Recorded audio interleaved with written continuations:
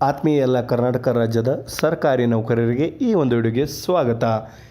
7ನೇ ವೇತನ ಆಯೋಗದ latest updates ಏನಂದರೆ, ಕರ್ನಾಟಕ ರಾಜ್ಯದ ಸರ್ಕಾರಿ ನೌಕರರ ಅಧ್ಯಕ್ಷರಾದ CS ಷಡಕ್ಷರಿ ಅವರು 7ನೇ ವೇತನ ತದನಂತರದಲ್ಲಿ NPS ಬದಲಾಗಿ OPS ಅನ್ನು ಕುರಿತು ಹೋರಾಟ ಮಾಡಲು ನಾನು ಸದಾಕಾಲ ಸಿದ್ಧ. ಆದರೆ ಈಗ 7ನೇ ವೇತನ ಆಯೋಗ ಮಾರ್ಚ್ನಲ್ಲಿ ಜಾರಿಗೆ ಬರಲಿದೆ.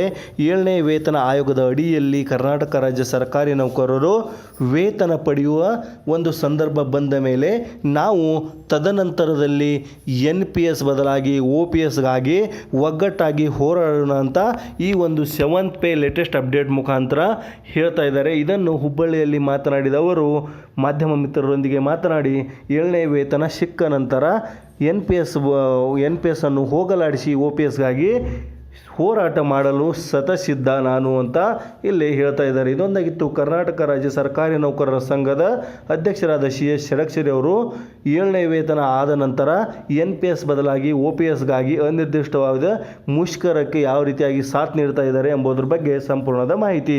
ಈ ಒಂದು ಮಾಹಿತಿ ನಿಮಗೆ ಇಷ್ಟವಾಗಿದ್ದರೆ ಗೆಳೆಯರೊಂದಿಗೆ ಶೇರ್ ಮಾಡಿ, ಚಾನಲನ್ನು ಸಬ್ಸ್ಕ್ರೈಬ್ ಮಾಡ್ಕೊಳ್ಳಿ. ಸಿಗೋಣ ಒಂದು ನೆಕ್ಸ್ಟ್ ವಿಡಿಯೋದಲ್ಲಿ. ಎಲ್ಲರಿಗೂ ಧನ್ಯವಾದಗಳು. ಜೈ ಹಿಂದ್, ಜೈ ಕರ್ನಾಟಕ.